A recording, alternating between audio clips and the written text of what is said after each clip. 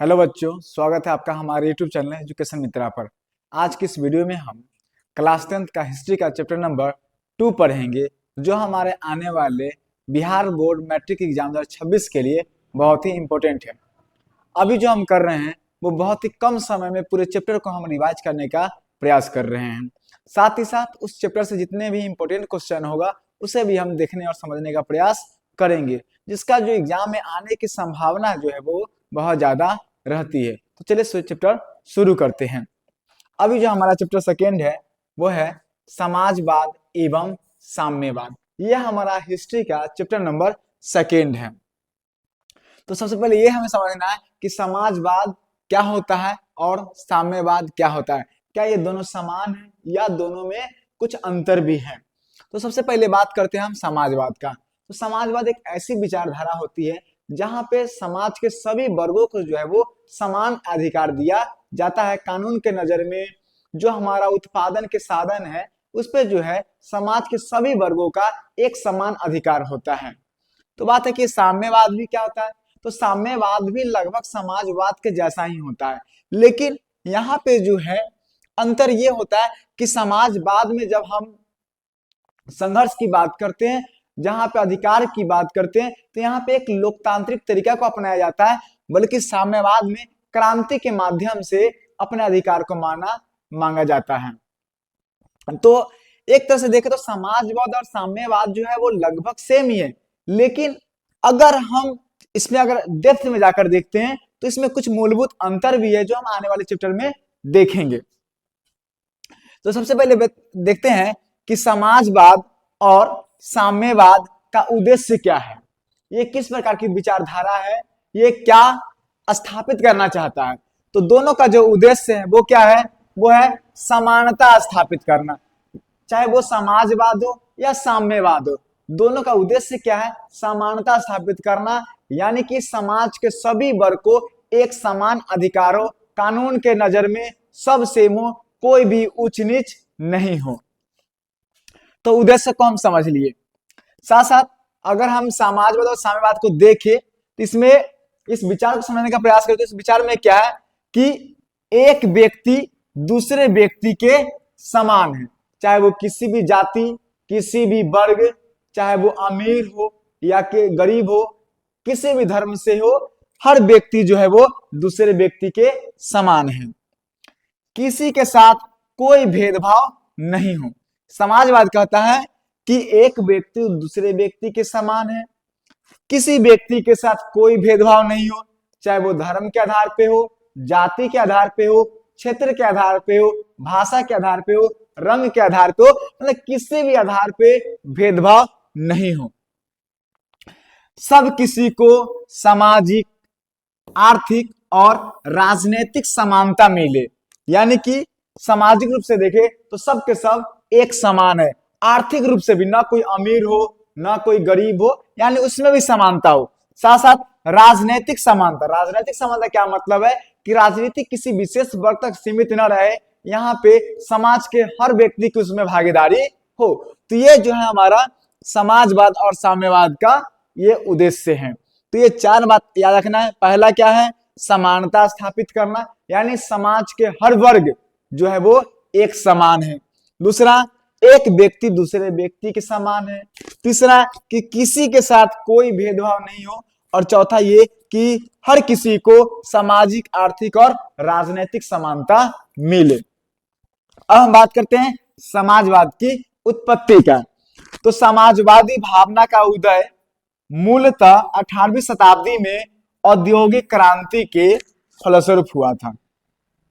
अब यहाँ पे एक वर्ड है औद्योगिक क्रांति। औद्योगिक क्रांति क्या है, जब जो भी सामान है या कोई भी वस्तु है वो हाथ के जगह पे मशीन से बनने लगा, तो उसी क्रांति को हम क्या कहते हैं, औद्योगिक क्रांति कहते हैं। और यहाँ पे औद्योगिक क्रांति के बाद जो समाज है वो मुख्यतः दो वर्गों में बट गया था। एक बोलेंगे पूंजीपति वर्ग और एक हम समझते हैं श्रमिक वर्ग। पूंजीपति वर्ग कौन होता था, तो जो फैक्ट्री का मालिक होता था वो पूंजीपति वर्ग कहता था, और उस फैक्ट्री में जो काम करते थे वो श्रमिक वर्ग कहलाते थे। तो जो समाजवाद की उत्पत्ति हुई वो मूलतः औद्योगिक क्रांति के फलस्वरूप ही हुआ। वहीं से समाज जो है वो एक कह सकते हैं कि पूंजीपति वर्ग और एक श्रमिक वर्ग में बट गया। समाज वर्ग में बटा तो वहां पे भेदभाव भी स्टार्ट होने लगा। जो पूंजीपति वर्ग है उनका राजनीति पे ज्यादा अधिकार होता था, जो श्रमिक वर्ग है उनके पास बहुत ही सीमित या नहीं के बराबर अधिकार होता था। तो यह समाजवाद की उत्पत्ति भी औद्योगिक क्रांति के बाद ही हुआ। औद्योगिक क्रांति के दौरान पूंजीपतियों और मिल मालिकों की श्रमिक विरोधी नीतियों के कारण सभी देशों के श्रमिक जीवन नरकीय बन गया था। ये कारण क्या है कि जो फैक्ट्री वगैरह होता था तो उसके मालिक जो थे, जो सारे पूंजीपति थे, मिल मालिक थे, और उसमें काम करने वाले सब क्या थे, श्रमिक थे। तो जो पूंजीपति या मिल मालिक थे वो ऐसा सा नियम लगाते थे, ये कह सकते कि उसमें काम करने वाले श्रमिक है उनका बहुत ज्यादा शोषण करते थे, जिससे क्या होता था कि उसमें काम करने वाले लोगों का जीवन जो है बहुत, वो कह सकते कि नरकीय बन गया था, बहुत ही ज्यादा खराब हो गया था। एक बात कह सकते जैसे उनसे काम बहुत ज्यादा करवाया था, उसके बदले में उनको जो पैसा है यानी कि जो मेहनताना है वो भी कम मिलता था। दूसरी बात, काम का कितना देर करना है इसकी कोई गारंटी नहीं है, यानी मजदूरों का जो है वो बहुत ज्यादा शोषण होता था। श्रमिकों का कोई अधिकार नहीं था, उनका क्रूर शोषण हो रहा था। पूंजीवादी व्यवस्था दिन प्रतिदिन मजबूत होती जा रही थी, क्योंकि जो मिल मालिक थे वो सामान बेचते थे, उनसे जो पैसा मुनाफा कमाता था होता था, इससे क्या होते थे, जो पूंजीवादी लोग थे वो काफी सुदृढ़ होते जा रहे थे, जबकि उसमें काम करने वाले जो श्रमिक लोग थे उनकी स्थिति दिन प्रतिदिन खराब होते जा रही थी। श्रमिकों की आर्थिक स्थिति का तेजी से पतन हो रहा था, यानी जो श्रमिक वर्ग थे जो फैक्ट्री में काम करते थे वो धीरे धीरे और गरीब होते जा रहे थे, क्योंकि वो जितना काम करते थे उस रिस्पेक्ट में उनको पैसा नहीं मिलता था। इन सभी कारणों के कारण समाजवाद की उत्पत्ति हुई, और इन्हीं कारणों से क्या हुआ, समाजवाद जैसी विचारधारा जो है वो उत्पन्न हुआ, उसका विकास हुआ। आर्थिक दृष्टि से समाज का विभाजन दो वर्गों में होगा। तो बताए हैं कि औद्योगिक क्रांति के पश्चात क्या हुआ था, जो समाज है वो मुख्यतः दो वर्गों में बट गया था। एक है हमारा पूंजीपति वर्ग, जो फैक्ट्री जो मिल है उसके मालिक हुआ करते थे, और दूसरा है श्रमिक वर्ग जो उस फैक्ट्री में काम करते थे। जिस समय श्रमिक जगत आर्थिक दुर्दशा और सामाजिक पतन की स्थिति से गुजर रहा था, उसी समय श्रमिकों को कुछ महत्वपूर्ण राष्ट्रभक्तों, विचारकों और लेखकों का मार्गदर्शन प्राप्त हुआ। क्योंकि जो श्रमिक वर्ग थे अपने मालिक के सामने अपनी किसी भी अधिकार की बात नहीं कर पाते थे, ठीक है ना, उनकी स्थिति दिन प्रतिदिन खराब होती जा रही थी। उसी समय श्रमिकों की आवाज उठाने के लिए, श्रमिक की खराब स्थिति को देखते हुए कुछ राष्ट्रभक्त, कुछ विचारक, कुछ लेखक जो है वो श्रमिकों का जो है आवाज उठाते हैं, श्रमिकों की बात करते हैं। इन व्यक्तियों ने सामाजिक और आर्थिक क्षेत्र में एक नवीन विचारधारा का प्रतिपादन किया, जिसे समाजवाद के नाम से जाना जाता है। और यही राष्ट्रभक्त, विचारक और लेखक लोगों ने एक नया विचारधारा, एक नवीन विचारधारा बनाया, जिसे हम क्या कहते हैं, समाजवाद के नाम से इसे जाना जाता है। कार्ल मार्क्स के पहले के समाजवाद को यूटोपियन समाजवाद तथा कार्ल मार्क्स के बाद के समाज को वैज्ञानिक समाजवाद के नाम से जाना जाता है। यानी इसमें समय के हिसाब से समाजवाद को दो भागों में बांटा गया है। जैसे पहला है हमारा यूटोपियन समाजवाद। यूटोपियन समाजवाद क्या है, तो कार्ल मार्क्स के पहले का जो विचारधारा था समाजवाद को लेकर, इसे हम क्या कहते हैं, यूटोपियन समाजवाद कहते हैं। जबकि जो कार्ल मार्क्स के बाद का समाजवाद है इसे हम वैज्ञानिक समाजवाद के नाम से जाना जाता है। यूटोपियन समाजवाद के जनक सेंट साइमन तथा वैज्ञानिक समाजवाद के जनक कार्ल मार्क्स को माना जाता है। याद भी रखना, क्वेश्चन के पूछा था कि यूटोपियन समाजवाद के जनक किसे माना जाता है, तो आंसर क्या होगा, सेंट साइमन। जबकि जो वैज्ञानिक समाजवाद है इसके जनक कार्ल मार्क्स को माना जाता है। अब हम देखेंगे समाजवाद और साम्यवाद में क्या अंतर है।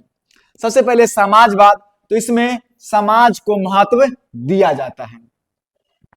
साम्यवादी राज्य को समाप्त करना चाहते हैं, क्योंकि राज्य द्वारा शोषण करने वाले को बल मिलता है। यानी समाजवाद में तो समाज को महत्व दिया जाता है, बल्कि साम्यवाद में राज्य को समाप्त करना चाहते हैं। साम्यवाद चाहते हैं, साम्यवादी विचारधारा के अनुसार राज्य नहीं होना चाहिए, क्योंकि इससे क्या होता है, क्योंकि राज्य द्वारा ही शोषण करने वाले को बल मिलता है। यानी राज्य जो राजनीति में भाग लेते हैं वही क्या करते हैं, समाज के जनता पे या समाज के जो एक तरह से कह सकते हैं कि सामान्य वर्ग के लोग हैं उन पर शोषण करते हैं। तो न तो राज्य होगा, नहीं शोषण करने वाले लोग होंगे। तो साम्यवाद के अनुसार क्या है कि वो राज्य नहीं चाहते हैं, वो राज्य को समाप्त करना चाहते हैं, जबकि समाजवाद में समाज को महत्व दिया जाता है। दूसरा अंतर है, समाज में असमानता को कम करके समानता स्थापित करने की बात करता है। समाजवाद कहता है कि समाज में किसी भी प्रकार की अगर असमानता है, चाहे वो धन के आधार पे हो, चाहे वो रंग के आधार पे हो, चाहे वो भाषा के आधार पे हो, या किसी भी स्तर का अगर असमानता है, तो उसको खत्म करके क्या करना है, हमें समानता स्थापित करना है। यह हमारा समाजवाद कहता है। साम्यवाद क्या कहता है, साम्यवादी कहते हैं कि इन दो वर्गों में संघर्ष जरूर होगा। किस दो वर्गों की बात कर रहा है, पूंजीपति वर्ग और श्रमिक वर्ग। और जिस दिन संघर्ष क्रांति करा जाएगा तब ही शोषित वर्ग जीत सकेगा। यानी ये कह रहा है कि पूंजीपति वर्ग और श्रमिक वर्ग में एक क्रांति होगा, और क्रांति होगा तभी जो है शोषित वर्ग जीत सकेगा। शोषित वर्ग इसलिए जीतेगा क्योंकि शोषित वर्ग बहुत अधिक संख्या में होते हैं। बिल्कुल सही बात है। पूंजीपति कितने होंगे, एक होंगे, दो होंगे, फैक्ट्री के मालिक तो ऐसे ही होंगे, बहुत कम होगी उनकी संख्या, लेकिन उसमें काम करने वाले श्रमिक वर्ग जो है वो बहुत ज्यादा होंगे। तो श्रमिक वर्ग कह रहा है कि इसलिए जीतेगा, शोषित वर्ग इसलिए जीतेगा क्योंकि उनकी संख्या अधिक है। शोषण करने वाले लोग कम होते हैं, जब शोषित जीत जाएंगे तब समानता आएगी। इनके अनुसार कहते हैं कि जो पूंजीपति वर्ग है वो कभी भी श्रमिक वर्ग या फिर जो मजदूर वर्ग है उनके अधिकार, उनके हक के लिए नहीं मानेंगे, उनकी हक की बात नहीं करेंगे। वे तभी होगा जबकि शोषित वर्ग जीतेंगे, तभी वो अपने अधिकार जो है वो ले सकेंगे और तभी जाकर समानता आएगी। नेक्स्ट जो अंतर है हमारा वो है, असमानता को दूर करने के लिए राज्य को उपयोगी माना जाता है। बहुत ही क्या कह सकते हैं कि महत्वपूर्ण जो अंतर है समाजवाद और साम्यवाद में। समाजवाद जो है वो कहता है यहाँ पे कि राज्य को उपयोगी माना जाता है, यानी असमानता को दूर करने के लिए राज्य होना चाहिए, जबकि साम्यवाद में ऐसा नहीं है। साम्यवाद में क्या है कि वो राज्य नहीं चाहते, वो राज्य को खत्म करना चाहते हैं। साम्यवाद में फिर नेक्स्ट अंदर क्या है कि आर्थिक स्थिति में समानता हो। साम्यवाद भी कहता है कि कोई न तो अमीर हो न गरीब हो, सबके पास जो है वो समान संपत्ति हो, धन हो, और ये तभी हो सकता है जब स्वामित्व के जितने साधन हैं उन पे सबका समान अधिकार हो। यानी यहाँ पे आर्थिक स्थिति में समानता की बात करता है। नेक्स्ट है हमारा समाजवाद में ऐसा माना जाता है कि राज्य ही समाज में समानता लाने में महत्वपूर्ण भूमिका निभा सकता है। यानी समाजवाद में राज्य को महत्वपूर्ण माना जाता है और इसको उपयोगी माना जाता है, और ये कहता है कि राज्य ही समाज में समानता लाने में महत्वपूर्ण भूमिका निभाता है। यह हमारा समाजवाद कहता है। और हमारा साम्यवाद में है कि आवश्यकता के अनुसार वेतन पर जोर देता है, यानी जिसको जितना जरूरत हो उसको वेतन उसी के हिसाब से मिले, यह हमारा साम्यवाद कहता है। समाजवाद में प्रत्येक व्यक्ति की क्षमता के अनुसार कार्य दिए जाने तथा कार्य के अनुसार वेतन की बात किया जाता है। यानी जो व्यक्ति जिस काम को करने में सक्षम हो उसको वही काम दिया जाए और उसी के अनुसार उसको वेतन दिया जाए। ज्यादा काम करने पर ज्यादा वेतन और कम काम करने पर कम वेतन देने पर जोर देता है। तो ये हमारा क्या था, समाजवाद और साम्यवाद में अंतर था। नेक्स्ट टॉपिक है हमारा यूटोपियन समाजवादी। यूटोपियन समाजवादी के जनक जो कौन थे, वो हमारे सेंट साइमन थे। प्रथम यूटोपियन समाजवादी जिसने समाजवादी विचारधारा के विकास में महत्वपूर्ण भूमिका निभाई। एक फ्रांसीसी विचारक सेंट साइमन था और इन्हें यूटोपियन समाजवाद का जनक भी माना जाता है। ये क्या थे? ये एक फ्रांसीसी विचारक थे। उनका मानना था कि राज्य एवं समाज को इस ढंग से संगठित करना चाहिए कि लोग एक दूसरे को शोषण करने के बदले मिलजुल कर प्रकृति का दोहन करे। यानी जितने भी संसाधन है उसका ये नहीं कि एक व्यक्ति ही उस पूरे संसाधन का उपयोग करे, बल्कि इस तरह से करे कि एक दूसरे के साथ मिलजुल कर जितने भी प्राकृतिक संसाधन है या किसी प्रकार का संसाधन है वो सब मिलजुल कर उपयोग करें, है ना। समाज को इस ढंग से संगठित करना चाहिए, प्रत्येक को उसकी क्षमता के अनुसार तथा प्रत्येक को उसके कार्य के अनुसार वेतन मिलना चाहिए। जैसे जो आदमी जिस काम को करने लायक है उसको उसी प्रकार का काम दिया जाना चाहिए और जिस प्रकार का वो काम कर रहा है उसी प्रकार से उसको वेतन मिलना चाहिए। ऐसा किनका मानना था? तो ऐसा हमारे फ्रांसीसी विचारक सेंट साइमन का मानना था और ये हमारे यूटोपियन समाजवादी हैं। फ्रांस से बाहर सबसे महत्वपूर्ण यूटोपियन चिंतक ब्रिटिश उद्योगपति रॉबर्ट ओवन था। जो हमारे सेंट साइमन थे ये तो फ्रांस के थे, लेकिन फ्रांस के बाहर अगर इस तरह की विचारधारा को सपोर्ट करने वाले अगर कोई थे तो वो थे ब्रिटिश उद्योगपति रॉबर्ट ओवन। अब हमें पढ़ना है कार्ल मार्क्स के बारे में।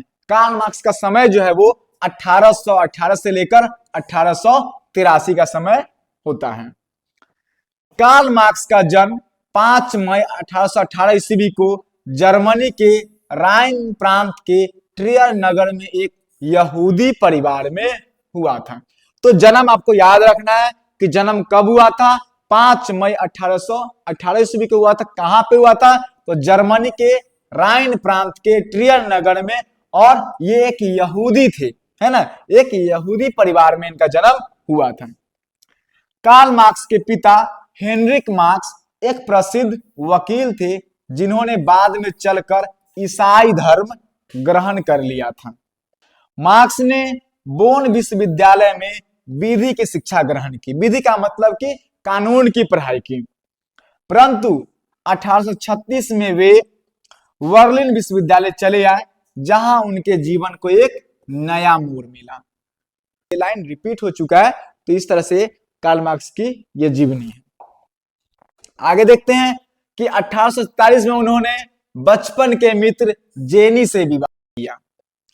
कार्ल मार्क्स की मुलाकात पेरिस में 1844 ईस्वी में फ्रेडरिक एंगेल्स से हुई, जिससे जीवन भर उसकी गहरी मित्रता बनी रही।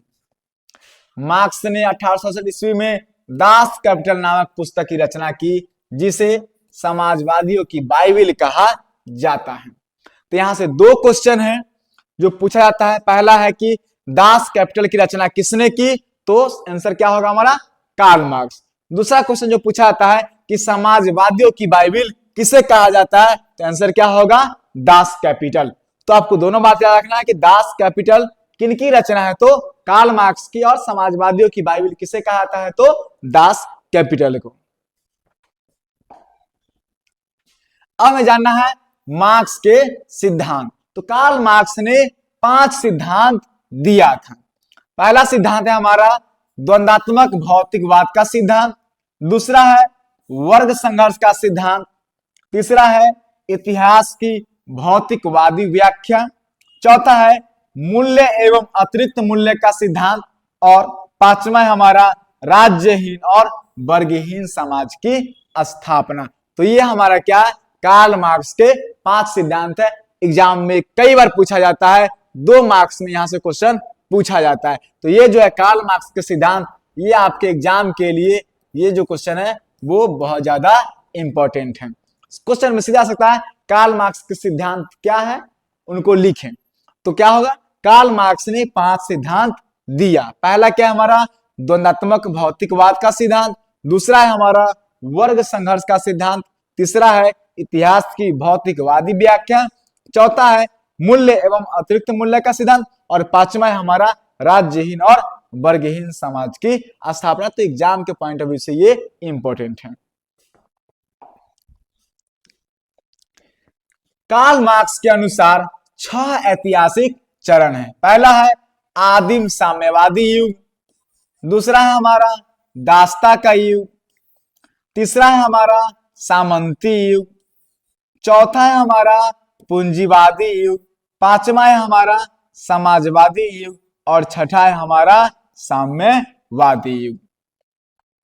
यानी ऐतिहासिक जाने क्या मतलब है कि इंसान का जो है जिंदगी में किस प्रकार का जो चरण आया है, किस प्रकार से विकास हुआ है। सबसे पहले लिख रहा है आदिम साम्यवादी युग, दूसरा है हमारा दास्ता का युग यानी गुलामी का युग, तीसरा है सामंती युग यानी सामंतवादियों का युग, फिर आया हमारा पूंजीवादी युग यानी जहां पे पूंजीवादी लोग जो है वो यानी कि जो हमारे पूंजीपति है उन लोगों का समय आया, फिर समय समाजवादियों का, और समाजवादी के बाद हमारा समय क्या साम्यवादी युग। तो ये जो है कार्ल मार्क्स के अनुसार 6 ऐतिहासिक चरण है।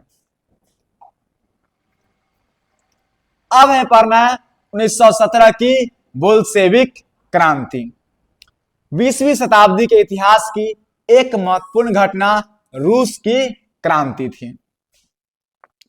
इस क्रांति ने रूस के सम्राट अथवा जार के एक तंत्रीय निरंकुश शासन का अंत कर मात्र लोकतंत्र की स्थापना का प्रयत्न नहीं किया, अपितु सामाजिक, आर्थिक और व्यवसायिक क्षेत्रों में कुलीनों, पूंजीपतियों और जमींदारों की शक्ति का अंत किया और किसानों की सत्ता को स्थापित किया।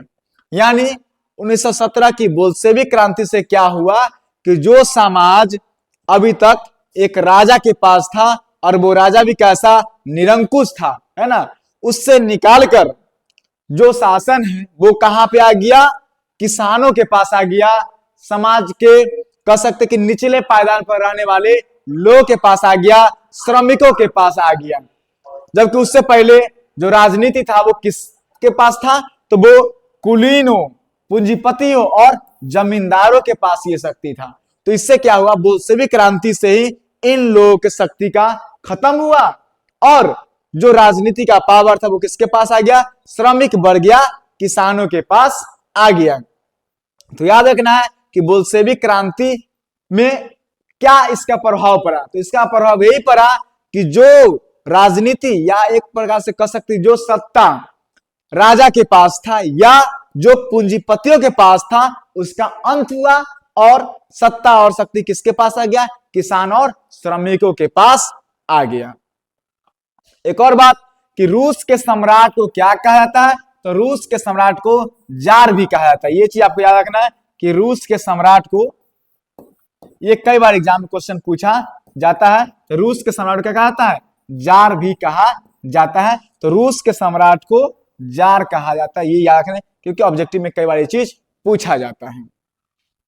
तो यहां पे क्या हुआ, बोल्शेविक क्रांति से जो सम्राट यानी जो राजा के पास जो सत्ता होता था वो खत्म हो गया और समाज के जो हमारा किसानों और श्रमिक वर्ग के पास सत्ता आ गया।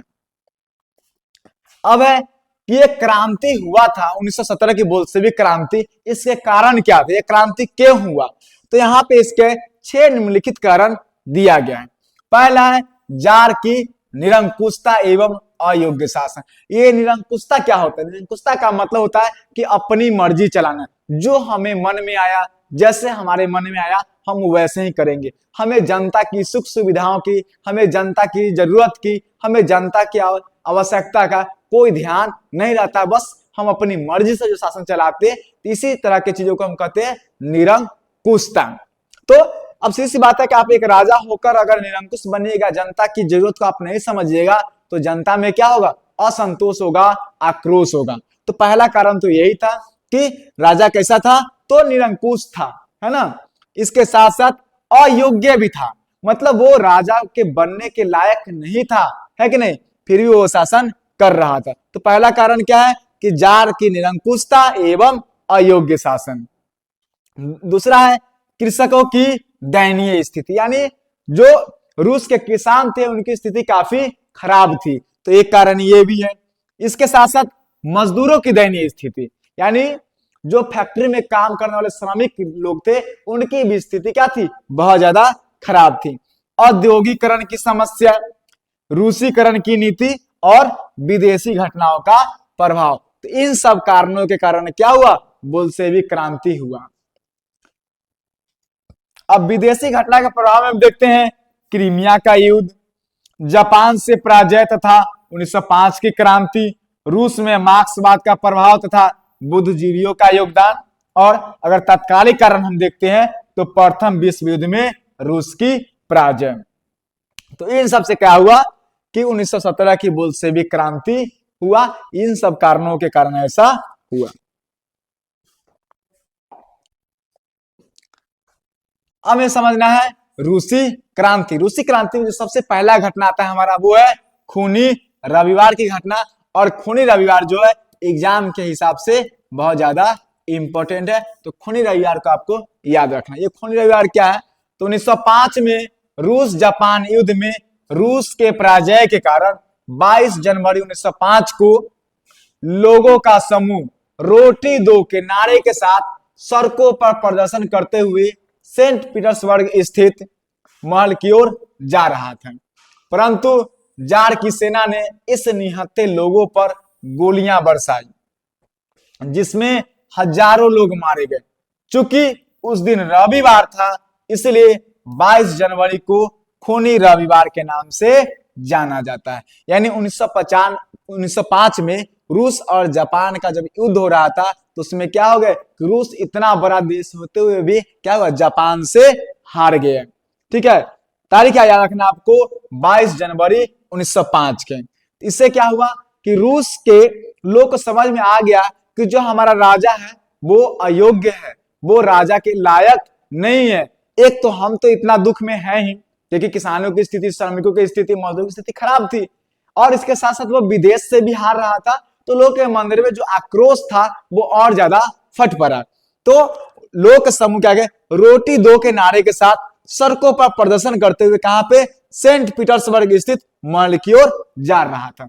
वहां से क्या हुआ कि जो जार की सेना थी इन निहत्थे लोगों पर क्या हुआ, गोलियां बरसा दी, जिससे क्या हो गया, हजारों लोग मार दिए। और ये जो 22 जनवरी का जो दिन था वो दिन क्या था, रविवार था, और इसी घटना को हम क्या कहते हैं, खूनी रविवार के नाम से जाना जाता है। कई जगह पे ये भी कहा था कि खूनी रविवार को कई जगहों पर 9 जनवरी 1922 को भी बतलाया जाता है, लेकिन आपको ये चीज ध्यान रखना है कि वो तारीख क्या था, 22 जनवरी, है ना, तो आपको ये याद रखना है। नेक्स्ट है हमारा मार्च की क्रांति एवं निरंकुश राजतंत्र का अंत। 7 मार्च 1917 को पेट्रोग्राड, वर्तमान लेनिनग्राड, यानी जो पेट्रोग्राड पहले जाना था अब वो लेनिनग्राड के नाम से जाना जाता है। तो 7 मार्च 1917 को पेट्रोग्राड की सड़कों पर किसान मजदूरों ने जुलूस निकाला, उन्होंने रोटी दो के नारे लगाए। अगले दिन 8 मार्च को कपड़े की मिलों की महिला मजदूरों ने बहुत सारे कारखाने में रोटी की मांग करते हुए हड़ताल का नेतृत्व किया, जिसमें अन्य मजदूर भी शामिल हो गए। जुलूस में लाल झंडों की भरमार थी। जब सेना की एक टुकड़ी से भीड़ पर गोली चलाने के लिए कहा गया तो उसने भी विद्रोह कर दिया। सैनिकों का विद्रोह बढ़ता गया, अतः विवश होकर 12 मार्च 1917 को जार ने गद्दी त्याग दी। और जार का मतलब क्या होता है, रूस का सम्राट। यानी पहले जो ये क्रांति हुआ उसमें मेनली कौन थे, किसान और मजदूर थे, है कि नहीं। तो किसान और मजदूर इस आंदोलन में भाग लिए। बाद में महिला भी, जो हमारे कपड़ा काम करने वाले, कपड़े फैक्ट्री में जो काम करने वाली महिला थी, है कि नहीं, वो भी रोटी देना से उस हड़ताल में शामिल हो गई। और जब सेना की टुकड़ी पर, सेना की टुकड़े से क्या कहा गया, सेना के लोगों से कहा गया कि जो भीड़ का टुकड़ा है, यानी जो भीड़ है, उस पर गोली चलाने के लिए कहा गया, तो सेना भी क्या किया, उस आदेश को मानने से इनकार कर दिया। और क्या हुआ कि अंत में जो है वो राजा को क्या हुआ, वहां से गद्दी छोड़कर भागना पड़ा। इस तरह से रोमनोव वंश का निरंकुश जारशाही का अंत हो गया। 15 मार्च को बुर्जुआ सरकार का गठन हुआ। बाद में बुर्जुआ सरकार गिर गई तथा केरेंसी के नेतृत्व में एक उदार समाजवादियों की सरकार गठित हुई। बोल्शेविकों ने इस सरकार को भी स्वीकार नहीं किया। रूसी समाज दो वर्गों में बटा था। जो बहुमत वाला दल था वह बोल्शेविक कहलाया और जो अल्पमत वाला दल वो मेंशेविक कहलाया। यानी जिसकी संख्या ज्यादा थी, जो बहुमत वाला था, वो क्या कहलाया? बोल्शेविक कहलाया। और जिनकी संख्या कम था, अल्पमत वाले थे, वे दल क्या कहलाए? मेंशेविक कहलाए। अब हमें समझना है बोल्शेविक क्रांति। इसी समय लेनिन का उदय हुआ। जार की सरकार ने लेनिन को निर्वासित कर दिया था। जब रूस में मार्च 1917 की क्रांति हुई तो वह जर्मनी की सहायता से रूस पहुंचा। तब रूस की जनता का उत्साह बढ़ गया। लेनिन ने घोषित किया कि रूसी क्रांति पूरी नहीं हुई, अतः एक दूसरी क्रांति अनिवार्य है। लेनिन ने 3 नारे दिए: भूमि, शांति और रोटी। लेनिन ने बल प्रयोग द्वारा केरेंसी की सरकार को उलट देने का निश्चय किया। सेना और जनता दोनों ने उसका साथ दिया। 7 नवंबर 1917 को बोल्शेविकों ने पेट्राग्राड की रेलवे स्टेशन, बैंक, डाकघर, टेलीफोन केंद्र, कचहरी तथा अन्य सरकारी भवनों पर अधिकार कर लिया। केरेंस्की रूस छोड़कर भाग गए। इस प्रकार रूस की महान बोल्शेविक क्रांति, जिसे हम अक्टूबर क्रांति भी कहते हैं, सत्ता पर कब्जा करने के पश्चात लेनिन जर्मनी से ब्रेस्ट-लिटोवस्क की संधि की तथा प्रथम विश्व युद्ध से बाहर हो गया। इसी समय रूस में गृह युद्ध की समस्या उत्पन्न हुई, जिसमें अमेरिका, जापान, ब्रिटेन और फ्रांस ने हस्तक्षेप करते हुए सोवियत रूस पर आक्रमण कर दिया। विदेशी हमलों से रूस को बचाने के लिए ट्रोट्स्की के नेतृत्व में एक विशाल लाल सेना गठित की गई। लाल सेना ने सफलतापूर्वक विदेशी हमले का सामना किया। दूसरी तरफ आंतरिक विद्रोह को दबाने के लिए चेका नामक गुप्त पुलिस संगठन बनाया गया। यह अचानक छापामार कर विद्रोहियों को गिरफ्तार कर लेती थी। इस तरह लेनिन आंतरिक विद्रोह को दबाने में सफल रहा। क्वेश्चन कई बार चेका के बारे में पूछा जाता है कि चेका क्या है? तो चेका एक गुप्त पुलिस संगठन है। चेका क्या है? तो चेका एक गुप्त पुलिस संगठन है। तो इसे याद रखेंगे। चेका क्या है? तो चेका एक गुप्त पुलिस संगठन है। गुप्त पुलिस संगठन है। नेक्स्ट है रूसी क्रांति में लेनिन की भूमिका। लेनिन ने एक शक्तिशाली केंद्रीय सत्ता की स्थापना की। सन 1918 में विश्व का पहला समाजवादी शासन स्थापित करने वाला देश रूस का नया संविधान बनाया गया। इसके द्वारा रूस का नाम सोवियत समाजवादी गणराज्यों का समूह यानी कि यूएसएसआर के रूप में परिवर्तित किया गया। लेनिन के नए संविधान के द्वारा 18 वर्ष से अधिक उम्र वाले वैसे सभी नागरिकों को मताधिकार प्रदान किया गया। बैंकों, परिवहन एवं रेलवे का राष्ट्रीयकरण किया गया। राष्ट्रीयकरण का मतलब चाहे वो बैंक हो, परिवहन हो, रेलवे, ये सब के सब वो अब एक केंद्र सरकार के अंतर्गत आ जाता है। यानी कि जो वहां के मुख्य सरकार है वो हो जाएगी। यानी एक तरह से कहा जाए कि उसको सरकारी कर दिया गया। यानी अब उस पे बैंक हो, चाहे परिवहन और रेलवे, उसी किसी एक निजी व्यक्ति का अधिकार न होकर वो अब एक क्या कहलाएगा? सार्वजनिक हो जाएगा और सरकारी कहलाएगा।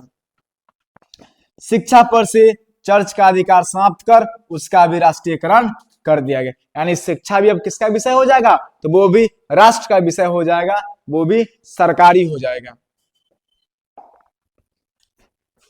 लेनिन ने बोल्शेविक दल का नया नाम बदलकर साम्यवादी दल कर दिया और लाल रंग के झंडे पर हंसुए और हथौड़े को सुशोभित कर देश के राष्ट्रीय झंडा तैयार किया गया। उसके बाद से यह झंडा साम्यवाद का प्रतीक बन गया। हसुआ का मतलब किसान और हथौड़े का मतलब मजदूर। यानी अब जो है रूस पर किसका सरकार बन गया, तो किसान और मजदूर का सरकार बना, और इसे सांकेतिक रूप से वहां के झंडा में दिखाया गया। इसने बड़े भूस्वामियों की भूमि किसानों के बीच पुनर्वितरित किया गया। यानी जो एक एक किसान बहुत बहुत ज्यादा जमीन रखे हुए थे, उनके जमीन को फिर से क्या किया गया, जो कम किसान वाले या जिनके पास जमीन नहीं था उन सबके बीच में उनको वितरित किया गया। लेनिन ने 1921 ईस्वी में नई आर्थिक नीति की घोषणा की, और ये क्वेश्चन क्लियर पूछा जाता है कि नई आर्थिक नीति कब आया, तो नई आर्थिक नीति जो है वो 1921 में आया। नई आर्थिक नीति कब आया, तो नई आर्थिक नीति जो है वो 1921 में आया। तो ये चीज भी आपको याद रखना कि नई आर्थिक नीति कब आया, तो नई आर्थिक नीति 1921 में लेनिन के द्वारा लाया गया। लेनिन के द्वारा जो नई आर्थिक नीति 1921 में लाया गया था, उसकी यहाँ पे कुछ प्रमुख बातें बताई गई हैं। पहला जो प्रमुख बात है वो क्या है कि किसानों से अनाज ले लेने के स्थान पर एक निश्चित कर लगाया गया। यानी अब जो वो फसल उगाएंगे उस फसल में से ना लेकर एक जो निश्चित कर, एक निश्चित टैक्स जो लगा दिया गया, अब सिर्फ उनको वही देना है। बाकी जो बचा हुआ अनाज किसान का था और वो इसका मनचाहे इस्तेमाल कर सकता था। यानी जो फसल है उसमें से बस एक हिस्सा जो निश्चित रूप से लगाया गया था, ये नहीं कि हाँ इसका कोई अमाउंट फिक्स नहीं था, वो एक उसकी मात्रा निश्चित किया गया था, और उतना ले लेने के बाद जो भी बचा हुआ अनाज है वो किसान उसको अपने हिसाब से यूज कर सकता था। तो पहली बात उसका ये था। दूसरा जो बात था हमारा नई आर्थिक नीति का, यह कि यद्यपि यह सिद्धांत कायम रखा गया कि जमीन राज्य की है, यानी जो जमीन है वो तो सरकार की है ना, वो राष्ट्र की है, फिर भी व्यवहार में जमीन किसान की हो गई। यानी किसान जो है उस पे खेती कर सकते हैं, खेती करने के लिए उनका है, लेकिन सरकार जब चाहे उस जमीन का अपने हिसाब से उपयोग कर सकता है। तो ये दो बातें। तीसरा बात था कि 20 से कम कर्मचारी वाले उद्योगों को व्यक्तिगत रूप से चलाने का अधिकार मिल गया। यानी वैसा फैक्ट्री, वैसा उद्योग जिसमें 20 से कम अगर मजदूर लग रहे हैं तो उसे क्या कर सकते हैं, किसान जो लोग हैं वो अपना निजी रूप से चला सकते हैं, प्राइवेट चला सकते हैं। तो ये कहा गया। जो चौथा बात था वो है उद्योग का विकेंद्रीकरण कर दिया गया। निर्णय और क्रियान्वयन के बारे में विभिन्न इकाइयों को काफी छूट दी गई। यानी कोई भी फैक्ट्री वगैरह है तो वहां पे काम कैसे चलेगा, जो डिसीजन लेने का पावर और जो एग्जीक्यूटिव करने का पावर है वो है कुछ कुछ जो है कंपनी के, उसको भी दे दिया गया। बाकी जो है डिसीजन वो सरकार वहां की लेगी। तो इस प्रकार से उद्योग का विकेंद्रीकरण कर दिया गया। विदेशी पूंजी भी सीमित तौर पर आमंत्रित की गई। व्यक्तिगत संपत्ति और जीवन की बीमा भी राजकीय एजेंसी द्वारा शुरू किया गया।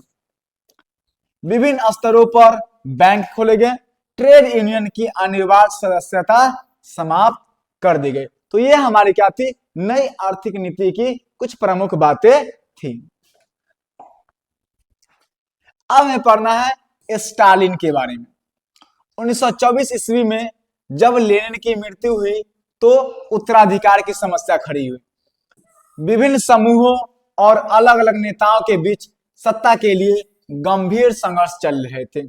इस संघर्ष में स्टालिन की विजय हुई। 1929 ईस्वी में ट्रोट्स्की को निर्वासित कर दिया गया। 1930 के दशक में लगभग वे सभी नेता खत्म कर दिए जिन्होंने क्रांति में और उसके बाद महत्वपूर्ण भूमिका निभाई थी। यानी जब 1924 में लेनिन की मृत्यु हुई तो बात है कि अब वहां का उत्तराधिकार, अब वहां की सत्ता कौन संभालेगा। तो उसमें जो विजय किसका हुआ, इसमें हमारा स्टालिन जो है वो उसका विजय हो गया। बाकी जो भी नेता थे जो क्रांति में या उसके बाद जो महत्वपूर्ण भूमिका निभाए थे उनको जो है अलग कर दिया गया। राजनीतिक लोकतंत्र तथा भाषण और प्रेस की स्वतंत्रता स्टालिन द्वारा नष्ट हो गई। पार्टी के अंदर भी मतभेदों को बर्दाश्त नहीं किया जाता था। स्टालिन कम्युनिस्ट पार्टी का महासचिव था और 1953 ईस्वी में अपनी मृत्यु तक तानाशाही व्यवहार करता रहा। यानी कह सकते हैं कि स्टालिन जो था वो एक अच्छा शासक नहीं बन पाया। अब हमें समझना है रूसी क्रांति का प्रभाव। इस क्रांति के पश्चात श्रमिक अथवा सर्वहारा वर्ग की सत्ता रूस में स्थापित हो गई तथा इसने अन्य क्षेत्रों में भी आंदोलन को प्रोत्साहन दिया। यहाँ पे एक चीज और समझना है कि क्रांति तो बिल्कुल सही बात है कि किसके हाथ में आ गई, तो श्रमिक वर्ग के हाथ में आ गई, सर्वहारा वर्ग के हाथ में आ गई। तो एक चीज याद रखना है कि जो हमारा सर्वहारा वर्ग है, सर्वहारा वर्ग इसे किसे कहा जाता है, तो ये हमें श्रमिक वर्ग को कहा जाता है। किसे कहा जाता है? श्रमिक वर्ग को सर्वहारा वर्ग के नाम से भी जाना जाता है। तो रूसी क्रांति के पश्चात क्या होता है कि जो सत्ता है, जो पावर है, वो सर्वहारा वर्ग यानी कि श्रमिक वर्ग के हाथों में आ जाता है। रूसी क्रांति के बाद विश्व विचारधारा के स्तर पर दो खेमों में विभाजित हो गया, साम्यवादी विश्व एवं पूंजीवादी विश्व। यानी रूसी क्रांति के बाद जो संपूर्ण विश्व था वह दो विचारधारा में बट गया। एक साम्यवादी विश्व। साम्यवादी विश्व क्या होगा? वह साम्यवादी विश्व क्या मतलब? वैसे देश जो साम्यवादी विचारधारा को अपनाए, जैसे कि हमारा रूस हो गया, जैसे कि चीन हो गया, तो ये सब क्या है? हमारा साम्यवादी विचारधारा को अपनाए। और दूसरा है पूंजीवादी विश्व, यानी वैसे देश जो पूंजीवादी विचारधारा को अपनाए, जैसे कि हमारा अमेरिका, जैसे कि ब्रिटेन। तो ये लोग क्या है? पूंजीवादी जो है इस विचारधारा को मानते। तो ये रूसी क्रांति के बाद क्या हुआ कि संपूर्ण विश्व या तो वो साम्यवादी विचारधारा को अपनाए या फिर वो पूंजीवादी विचारधारा को अपनाए। साम्यवादी विचारधारा में क्या होता है कि यहाँ पे जो हमारा उत्पादन के साधन है वो है क्या कि समाज के सभी वर्गों को समान किया जाता है और इसका जो अगर स्वामित्व की बात करें तो वो राज्य के पास होता है, सरकार के पास होता है। जबकि पूंजीवादी अर्थव्यवस्था में क्या होता है या पूंजीवादी विचारधारा में क्या होता है कि एक व्यक्ति चाहे वो जितना चाहे वो अपने हिसाब से संसाधन का इस्तेमाल कर सकता है, यानी उत्पादन के साधन पे निजी व्यक्ति का अधिकार होता है। जैसे कि जमीन एक निजी व्यक्ति का हो सकता है, अगर कोई फैक्ट्री है तो एक निजी व्यक्ति का हो सकता है, जबकि समाजवादी में ऐसा नहीं होता। मतलब जमीन सरकार की है, आप उस पर खेती कर सकते हैं। तो ये हमारा कुछ मूलभूत अंतर है हमारा समाजवादी और पूंजीवादी विचारधारा में। इसके पश्चात यूरोप भी दो भागों में विभाजित हो गया, पूर्वी यूरोप एवं पश्चिमी यूरोप। धर्म सुधार आंदोलन के पश्चात और साम्यवादी क्रांति के पहले यूरोप में वैचारिक आधार पर इस तरह का विभाजन नहीं देखा गया था, जो रूसी क्रांति के बाद हुआ। रूसी क्रांति के बाद ही क्या हुआ कि यूरोप भी है वो दो भागों में बट गया, विभाजित हो गया। एक हमारा बन गया पूर्वी यूरोप और एक बन गया हमारा पश्चिमी यूरोप, जो कि धर्म सुधार आंदोलन और धर्म सुधार आंदोलन के बाद और साम्यवादी क्रांति से पहले ऐसा नहीं था। तो कह सकते हैं कि ये बंटवारा कब हुआ, तो साम्यवादी क्रांति या रूसी क्रांति के बाद हुआ। द्वितीय विश्व युद्ध के पश्चात पूंजीवाद विश्व और सोवियत रूस के बीच शीत युद्ध की शुरुआत हुई और आगामी 4 दशकों तक दोनों खेमों के बीच शस्त्रों की होर चलती रही। ये चीज समझना है कि द्वितीय विश्व युद्ध के पश्चात पूंजीवादी विश्व का मतलब अमेरिका और जो अमेरिका सपोर्टेड जो भी देश था और सोवियत रूस के बीच में क्या हुआ, शीत युद्ध की शुरुआत हुई। ये शीत युद्ध क्या होता है? ये शीत युद्ध क्या? शीत युद्ध में क्या होता है कि यहाँ पे कोई वास्तविक लड़ाई नहीं होती है, यानी ये नहीं कि दोनों देशों की सेना आपस में लड़ाई कर रही नहीं होती। यहाँ पे एक वैचारिक लड़ाई होती है कि नहीं? यानी एक तरह का कंपटीशन होता है, एक तरह का होर होता है शीत युद्ध में, ठीक है। तो यहाँ पे वास्तविक लड़ाई न होकर एक वैचारिक लड़ाई होती है। तो द्वितीय विश्व युद्ध के बाद ऐसा हुआ, पूंजीवादी विश्व यानी कि अमेरिका कह सकते हैं और सोवियत रूस के बीच में क्या हुआ, शीत युद्ध की शुरुआत हुई आगामी 4 दशकों तक, यानी कि लगभग 40 सालों तक दोनों देशों के बीच में क्या हुआ, शस्त्रों की होड़, मतलब हथियार बढ़ाने की होड़ चली, यानी किस देश के पास कितना ज्यादा हथियार होगा और कितना विध्वंसक हथियार होगा। रूसी क्रांति के पश्चात आर्थिक आयोजन के रूप में एक नवीन आर्थिक मॉडल आया। आगे पूंजीवादी देशों ने भी परिवर्तित रूप में इस मॉडल को अपना लिया। इस प्रकार स्वयं पूंजीवाद के चरित्र में भी परिवर्तन आ गया। यानी पूंजीवाद में क्या होता है कि वहां पे फैक्ट्री के मालिक होते हैं और वो ही अपना सिर्फ मुनाफा देखते हैं, यानी अपना सिर्फ लाभ देखते हैं। उन्हें कह सकते हैं कि श्रमिक या उसमें काम करने वाले मजदूर से कोई विशेष मतलब नहीं होता था, ये था। लेकिन बाद में रूसी क्रांति के बाद उसके विचारधारा में भी क्या आया, परिवर्तन आया, उसमें भी कुछ बदलाव हुआ।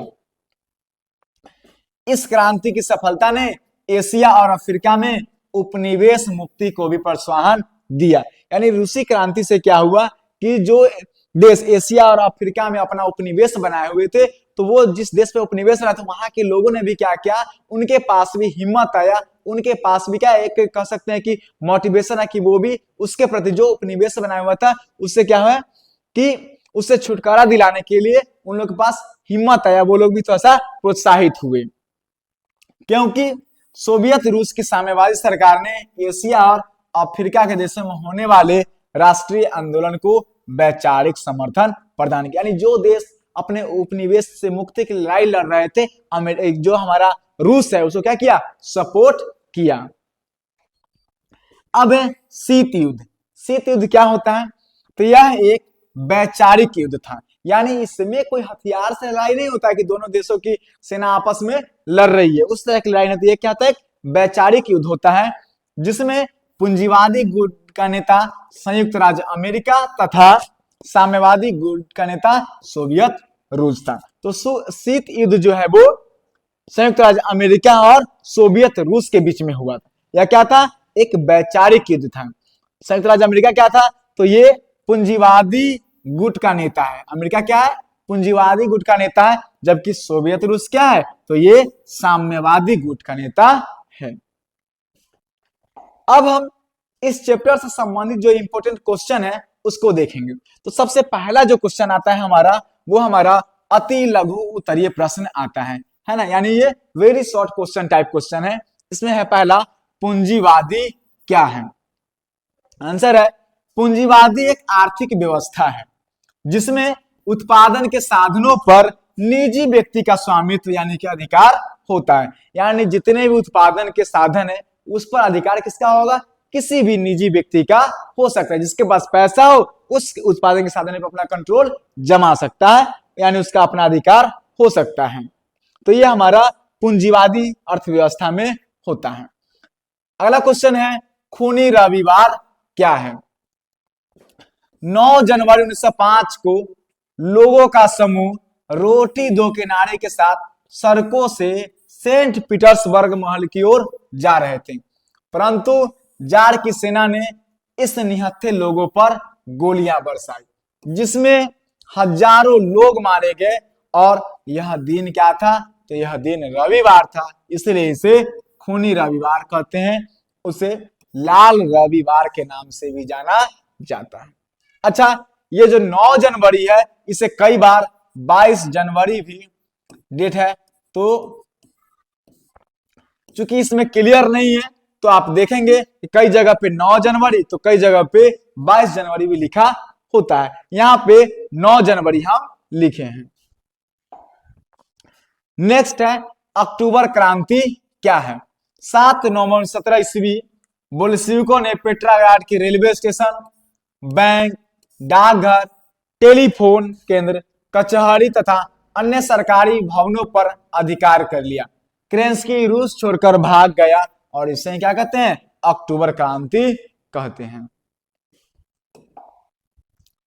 नेक्स्ट है, सर्वहारा वर्ग किसे कहते हैं।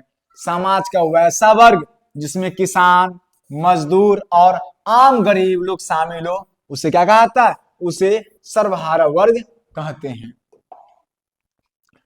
नेक्स्ट क्वेश्चन है, क्रांति से पूर्व रूसी किसानों की स्थिति कैसी थी। 1861 ईस्वी में जार अलेक्जेंडर द्वितीय के द्वारा कृषि दास्ता समाप्त कर दिया गया। फिर भी उससे किसानों की स्थिति में कोई सुधार नहीं था। उनके खेत बहुत छोटे छोटे थे जिन पर वे पुराने ढंग से खेती करते थे। उनके पास पैसा भी नहीं था तथा काम का दबाव भी था। किसानों के पास क्रांति के सिवा कोई चारा नहीं था, यानी किसानों की स्थिति खराब थी, दयनीय थी। अब है हमारा लघु उत्तरीय क्वेश्चन। लघु उत्तरीय में हमारा पहला क्वेश्चन है, रूसी क्रांति के किन्हीं दो कारणों का वर्णन करें। आंसर आपको कैसे लिखना है? ऐसे लिखना है कि रूसी क्रांति के दो कारण निम्नलिखित हैं। पहला कारण है जार की निरंकुशता एवं अयोग्य शासन। 1917 ईस्वी से रूसी राजतंत्र छोड़ने के लिए तैयार नहीं था। राजतंत्र जान रहे कि वहां पे राजा का शासन था। उसे लोगों की सुख दुख का चिंता नहीं था। जार ने जो अफसरशाही व्यवस्था बनाई थी जिससे लोगों में असंतोष बढ़ता चला गया। अफसरशाही व्यवस्था क्या होती है? जो भी अफसर, जिनको कोई अधिकारी, जिनको पद दिया गया, वो अपने पद का गलत इस्तेमाल करते हैं, वो अपने मनमाने ढंग से काम करते हैं, लोगों का उन्हें कोई चिंता नहीं होता है। उसे हम क्या कहते हैं? अफसरशाही व्यवस्था कहते हैं। यानी वहां पे एक तो मानिए तो अधिकार अफसर का हो जाता है, वो अपने मनमाने ढंग से काम करते हैं। उनकी इच्छा हो तो काम करे, इच्छा नहीं हो तो नहीं करे। बहुत ज्यादा घूस वगैरह लेते हैं, तो इस व्यवस्था को क्या कहते हैं? अफसरशाही व्यवस्था, यानी अफसर के पास बहुत ज्यादा शक्ति का हो जाना। दूसरा है हमारा मजदूरों की दयनीय स्थिति। रूस में मजदूरों की स्थिति कमजोर थी, उन्हें काम अधिक करना पड़ता था, उनकी मजदूरी काफी कम थी, उन लोगों के पास कोई राजनीतिक अधिकार नहीं था। तो ये जो है रूसी क्रांति के दो कारण हैं। नेक्स्ट क्वेश्चन है, रूसीकरण की नीति क्रांति हेतु कहां तक उत्तरदायी थी? रूसीकरण की नीति क्रांति हेतु कहां तक उत्तरदायी थी? आंसर है, रूस में मुख्यतः स्लाव जाति के लोग रहते थे। इसके अलावा फिन, पोल, जर्मन, यहूदी जाति के लोग भी थे। वे लोग भिन्न भिन्न भाषा बोलते थे, उन लोगों का रस्म रिवाज भी भिन्न भिन्न था। रूस के शासक जार निकोलस द्वितीय द्वारा रूसीकरण की नीति जारी की गई।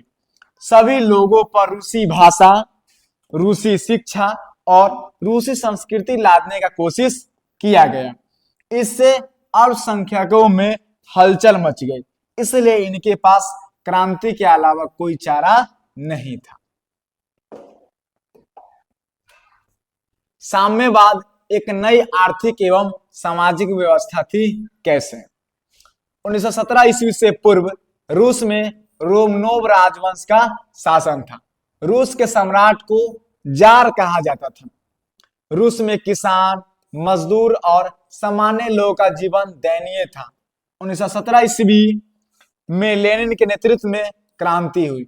सत्ता की बागडोर सर्वहारा, जिसमें कृषक, मजदूर और जन सामान्य के हाथों में आ गया और पूरे समाज का अधिकार हो गया। इसलिए साम्यवाद एक नई आर्थिक और सामाजिक व्यवस्था थी। इसने पूंजीवाद का विरोध कर वर्गहीन समाज की स्थापना में महत्वपूर्ण योगदान दिया। यानी रूसी क्रांति से पहले इस तरह की व्यवस्था नहीं थी, है कि नहीं? जहां पे किसान, मजदूर और सामान्य लोगों के पास कोई अधिकार था। अधिकार किसके पास था? जो कुलीन वर्ग थे, है ना, जो रईस लोग थे, जो पूंजीपति लोग थे, उन्हीं का सिर्फ क्या होता था कि राजनीति में भाग ले सकते थे, राजनीति में पार्टिसिपेट कर सकते थे, डिसीजन बना सकते थे, या फिर राजवंश था। लेकिन ये पहली बार हुआ कि साम्यवाद आया और जिससे पूरी व्यवस्था जो है वो बदल गया। और यह कह सकते हैं कि यह पूंजीवाद का एकदम उल्टा व्यवस्था था, जिसमें वर्गहीन समाज, यानी कि कोई वर्ग नहीं हो, है कि नहीं, सब के सब एक समान हो। क्वेश्चन है कि नई आर्थिक नीति मार्क्सवादी सिद्धांतों के साथ समझौता था। कैसे? कार्ल मार्क्स ने एंगल्स के साथ मिलकर 1848 में एक साम्यवादी घोषणा पत्र प्रकाशित किया, जिसे आधुनिक समाजवाद का जनक कहा जाता है। इसमें आर्थिक, सामाजिक एवं राजनीतिक विचारों को स्पष्ट रूप से व्यक्त किया। इसने पूंजीवाद का विरोध कर वर्गहीन समाज की स्थापना में महत्वपूर्ण योगदान दिया। नेक्स्ट क्वेश्चन है, प्रथम विश्व युद्ध में रूस की पराजय क्रांति हेतु मार्ग प्रशस्त किया कैसे? प्रथम विश्व युद्ध 1914 से 1918 ईस्वी तक चला। युद्ध में रूस भी मित्र राष्ट्रों की ओर से शामिल था। इस युद्ध में सम्मिलित होने का एकमात्र उद्देश्य जनता के ध्यान को भटकाना था, क्योंकि राजा जो था वो शासन अच्छे से नहीं कर पा रहा था। लोगों के अंदर क्या था कि बहुत ज्यादा असंतोष था, किसानों की स्थिति खराब थी, मजदूरों की स्थिति दयनीय थी। युद्ध में चारों तरफ रूसी की सेना की हार हो रही थी।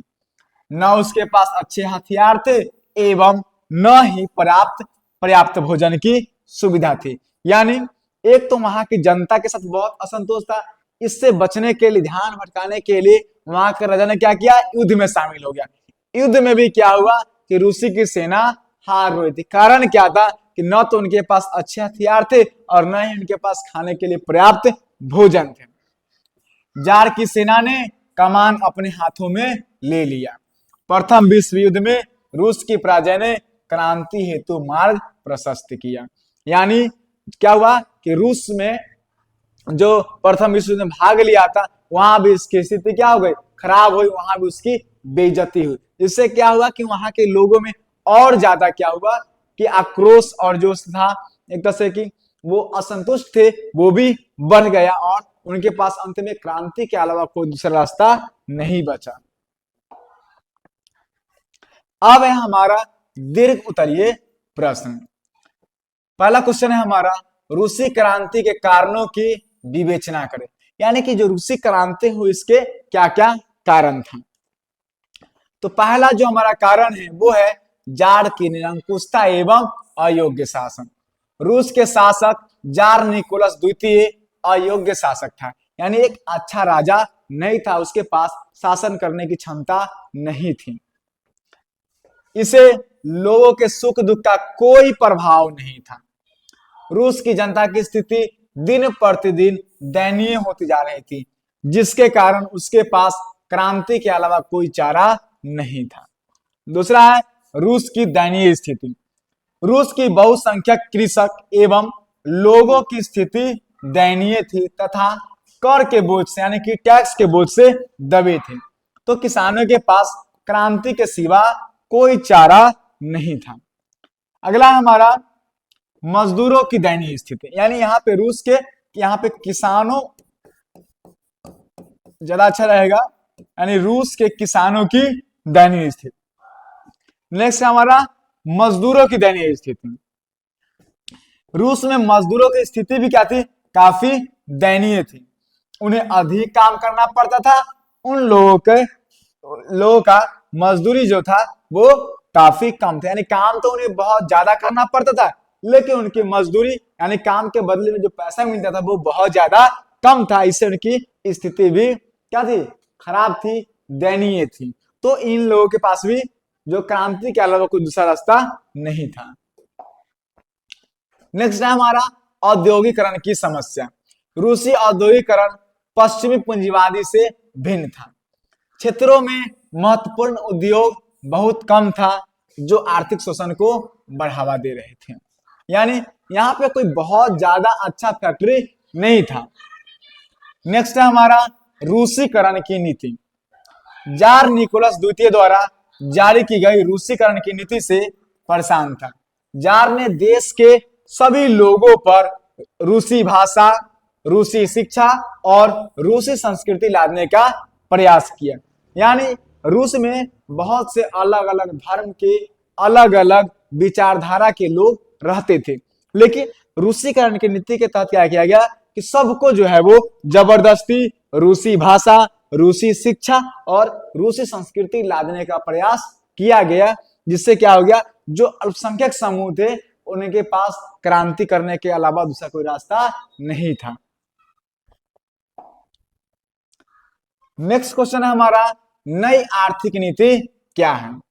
लेनिन ने 1921 ईस्वी में एक नई नीति की घोषणा की जिसे नई आर्थिक नीति कहा जाता है। यह नीति मार्क्सवाद मूल्यों से कुछ हद तक समझौता करना पड़ा। नई आर्थिक नीति में निम्नलिखित प्रमुख बातें थी, यानी जो हमारा मार्क्सवादी सिद्धांत था, तो नई आर्थिक नीति में कुछ ऐसी बातें थी जो उस विचारधारा से समझौता करके लिया गया था। तो पहला क्या है, किसानों से अनाज लेने के स्थान पर एक निश्चित कर लगाया गया। यानी पहले क्या था, किसान जो खेती करते थे उसी में से उनको फसल कर के रूप में देना पड़ता था, है कि नहीं। लेकिन अब क्या किया गया, नई आर्थिक नीति के तहत वहां पे अनाज लेने की जगह पे एक निश्चित कर लगाया गया। यानी कुछ पैसा हो सकता है जो उन्हें देना पड़ता है, बाकी जो अनाज वगैरह है उस पे किसानों का अधिकार होता है। यद्यपि इस सिद्धांत में कायम रखा गया कि जमीन राज्य की है, फिर भी व्यवहार में जमीन किसान की होगी। यानी जो जमीन है वो सरकार की होगी, लेकिन काम करने के लिए वो क्या है, यानी कि व्यवहार में वो जमीन किसान की होगी। तीसरा जो बात था वो है 20 से कम कर्मचारियों वाले उद्योग को व्यक्तिगत रूप से चलाने का अधिकार मिल गया। यानी जिस फैक्ट्री में 20 से कम लोग काम करेंगे उसे एक निजी व्यक्ति भी चला सकता है। आमतौर पे मार्क्सवाद में ये चीज नहीं होता है, यानी कोई भी चीज हो वह सरकार का होगा। लेकिन इस बात से लगता है कि कहीं ना कहीं ये मार्क्सवादी विचार से समझता कि 20 से कम कर्मचारी वाले उद्योग को व्यक्तिगत रूप से चलाने का अधिकार मिल गया। फिर है क्या कि विभिन्न स्तरों पर बैंक खोले गए, यानी कि राज्य स्तर पे, ग्रामीण स्तर पे बहुत सारे बैंक खोले गए। उद्योगों का विकेंद्रीकरण कर दिया गया। ट्रेड यूनियन की अनिवार्य सदस्यता समाप्त कर दी गई। तो ये हमारी नई आर्थिक नीति की मुख्य बातें थी। नेक्स्ट क्वेश्चन है हमारा, रूसी क्रांति के प्रभाव की विवेचना करें। यानी जो रूसी क्रांति हुआ उसका संपूर्ण विश्व में और रूस में, यूरोप में क्या प्रभाव पड़ा, उन्हीं कारणों को हमें लिखना है। तो पहला जो है, क्रांति के पश्चात सर्वहारा वर्ग की सत्ता रूस में स्थापित हुई। अभी तक वहां पे राजा शासन कर रहा था, लेकिन रूसी क्रांति के बाद क्या हुआ, सर्वहारा वर्ग यानी कि किसान, मजदूर, इन लोगों के क्या हुआ, सत्ता रूस में स्थापित हुई। बहुत से क्षेत्रों में आंदोलन को प्रोत्साहन दिया गया। साम्यवादी विश्व एवं पूंजीवादी विश्व यूरोप में भी दो भागों में विभाजित हो गया। यानी यूरोप के देश भी क्या हो गए, जो साम्यवादी विचारधारा को अपनाए वो साम्यवादी यूरोप में बट गए, और जो पूंजीवादी विचारधारा को अपनाए वो पूंजीवादी यूरोप हो गए। ठीक है, तो यूरोप भी है वो दो भागों में बट गया, पूर्वी यूरोप और पश्चिमी यूरोप। और इस तरह का जो विभाजन है वो पहले नहीं देखा गया था। यानी यूरोप के जो देश थे वो भी साम्यवादी विचारधारा को अपनाए। द्वितीय विश्व युद्ध के पश्चात पूंजीवादी विश्व तथा सोवियत रूस के बीच शीत युद्ध की शुरुआत हुई। यानी कि द्वितीय विश्व जैसा ही खत्म हुआ वैसे ही जो हम कह सकते पूंजीवादी विश्व, जिसका नेता हमारा संयुक्त राज्य अमेरिका, और सोवियत रूस जो कि साम्यवादी गुट का नेता था, इन दोनों के बीच में क्या हुआ, शीत युद्ध की शुरुआत हुई। शीत युद्ध क्या होता है, तो एक प्रकार का वैचारिक लड़ाई होता है, एक प्रकार का कह सकते कि टेंशन होता है, जिसमें हथियारों जो है वो बहुत ज्यादा उसमें संख्या बढ़ाने पर उसमें जोर दिया गया। बाद में पूंजीवादी देशों ने भी परिवर्तित रूप में मॉडल को अपना लिया। यानी साम्यवाद की बहुत सारी अच्छी बातें थी जिसे जो पूंजीवादी देश थे वो भी क्या किए, उसको अपना लिए। यानी कि जो भी हमारे अभी तक जो पूंजीपति वर्ग थे, जो काम करने वाले, मिल में काम करने वाले मजदूर या जो श्रमिक थे, उनके अधिकार के बारे में वो भी सोचना शुरू कर दिया। यानी साम्यवाद की अच्छी बातों को जो हमारा पूंजीवादी देश भी अपना लिए। पूंजीवाद में भी परिवर्तन आ गया। यानी पूंजीवाद जो पहले इतना कॉम्प्लिकेटेड था, जो श्रमिक वर्ग को बिल्कुल ध्यान नहीं देता, उसकी अधिकार की बिल्कुल बात नहीं करता था, अब उसमें चेंजेज आ गया। सोवियत रूस की साम्यवादी सरकार ने एशिया और अफ्रीका के देशों में होने वाले राष्ट्रीय आंदोलन को प्रोत्साहन दिया।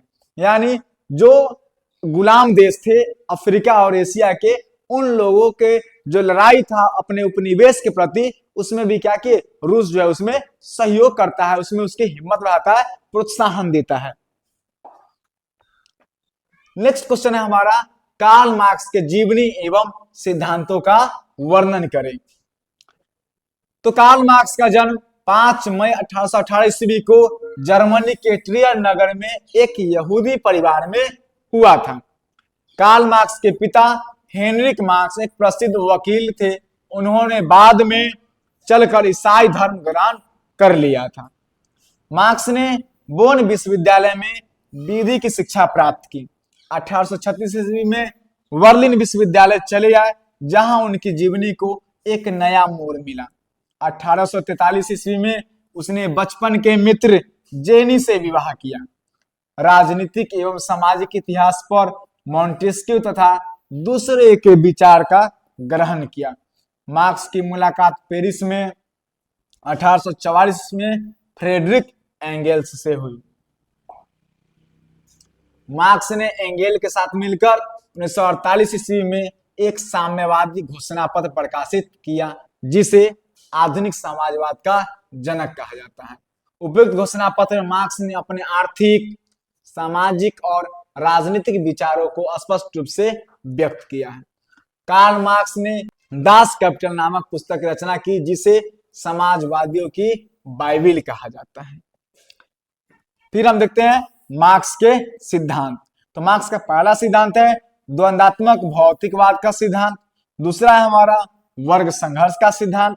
तीसरा है इतिहास की भौतिकवादी व्याख्या। चौथा है मूल्य एवं अतिरिक्त मूल्य का सिद्धांत। और पांचवा है हमारा राज्यहीन व वर्गहीन समाज की स्थापना। नेक्स्ट क्वेश्चन है हमारा, यूटोपियन समाजवादियों के विचारों का वर्णन करें। प्रथम यूटोपियन समाजवादी विचारधारा में महत्वपूर्ण भूमिका फ्रांसीसी चिंतक सेंट साइमन ने निभाई। उसने घोषणा पत्र किया, प्रत्येक की क्षमता के अनुसार तथा प्रत्येक को उसके कार्य के अनुसार।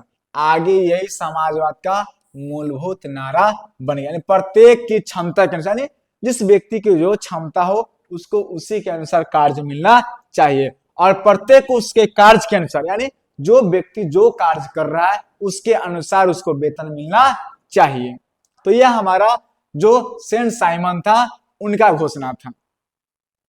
और आगे यही क्या हुआ, समाजवाद का मूलभूत नारा बन गया।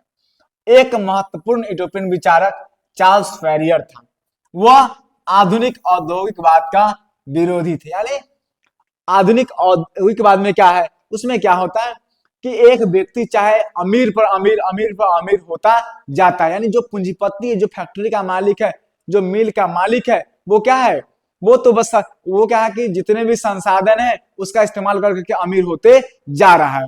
बाकी जो उसमें काम करने वाले उनकी स्थिति कोई बहुत ज्यादा अच्छी नहीं होती। इसे हम बोलते हैं आधुनिक औद्योगिकवाद। तो इसके ये फैरियर जो थे वो क्या थे, विरोधी थे। उसका मानना था कि श्रमिकों को छोटे नगर कस्बों में काम करना चाहिए। उसने किसानों के लिए एक प्लान बनाए जाने की योजना रखी। यह योजना असफल हुआ। यानी उनका मानना था कि श्रमिक जो मजदूर है उसको फैक्ट्री वगैरह में काम नहीं करना चाहिए, उसको छोटे नगर कस्बों में काम करना चाहिए। फ्रांसीसी यूटोपियन में एकमात्र व्यक्ति राजनीति में भी हिस्सा ली लुई ब्लां। उसके सुधार कार्यक्रम अधिक व्यवहारिक थे। उसका मानना था कि आर्थिक सुधारों को प्रभावशाली बनाने के लिए पहले राजनीतिक सुधार आवश्यक है। यानी आर्थिक सुधार तभी संभव है जब तक राजनीति सुधार मतलब हो जाए। जैसे कि किसी के पास पावर रहेगा तभी तो उस पावर का इस्तेमाल करके हम आगे कोई काम, कोई डिसीजन ले सकते हैं। तो सबसे पहले अगर आर्थिक सुधार, पहले राजनीति में भाग लो, क्योंकि जो नियम जहां बनेगा तो उस नियम को अगर हम चेंज कर पाए तभी जाके हमारी आर्थिक स्थिति, अगर उस नियम में ही गड़बड़ी है तो हम कोई भी आर्थिक स्थिति हमारी अच्छी नहीं हो सकती है। फ्रांस से बाहर सबसे महत्वपूर्ण यूटोपियन चिंतक ब्रिटिश उद्योगपति रॉबर्ट ओवन था। उसने फैक्ट्री के श्रमिकों को अच्छी वेतन दिया और उसने ऐसा महसूस कि मुनाफा कम होने के बजाय और भी बढ़ गया। वह इस निष्कर्ष पर पहुंचा कि संतुष्ट श्रमिक ही वास्तविक श्रमिक हैं। अब यहाँ पे क्या है कि फ्रांस से बाहर एक उद्योगपति थे जिनका नाम था रॉबर्ट ओवन। वो क्या थे? वो ब्रिटिश उद्योगपति थे। उन्होंने क्या किया, श्रमिकों को यानी उनके फैक्ट्री में जो काम कर रहा है मजदूर थे उनको अच्छी वेतन दिया। तो अच्छी वेतन यानी उन पर ज्यादा खर्च किया तो उनका जो है मुनाफा वो तो कम होना चाहिए, लेकिन उन्होंने महसूस किया कि मुनाफा कम होने के बजाय क्या हो गया, और बढ़ गया। इससे वो निष्कर्ष निकाले कि एक मजदूर अगर उसको सही अधिकार सही जरूरत का ध्यान रखा जाए तब जो काम करेगा वो ज्यादा अच्छे से काम कर गया, लेकिन अगर एक शोषण करते हुए अगर हम काम करवाएंगे तो ज्यादा अच्छे से वो काम नहीं कर पाया। उन्होंने कहा कि संतुष्ट श्रमिक ही वास्तविक श्रमिक है, यानी वैसा जो संतुष्ट है, जिनको पैसा अच्छे से मिल रहा है, वो मन से काम करते हैं, वही वास्तव में काम करते हैं, वास्तव में वही श्रमिक हैं। तो इस प्रकार से जो है हमारा हिस्ट्री का सेकेंड चैप्टर समाजवाद एवं साम्यवाद खत्म हुआ। इसका हम बहुत ही कम टाइम में पूरे चैप्टर को रिवाइज किए, साथ ही साथ इसके जो महत्वपूर्ण क्वेश्चन है उसको भी हम डिस्कस किए। अगर आप इस चीज को अच्छे से देख लेते हैं, रिवाइज कर लेते हैं, तो इससे संबंधित जितना भी क्वेश्चन एग्जाम में आएगा आप उसे बहुत अच्छे से हल कर पाएंगे। इसी के साथ बहुत बहुत धन्यवाद। अगर ये वीडियो अच्छा लगता है तो हमारे चैनल को सब्सक्राइब और वीडियो को शेयर कीजिए। धन्यवाद।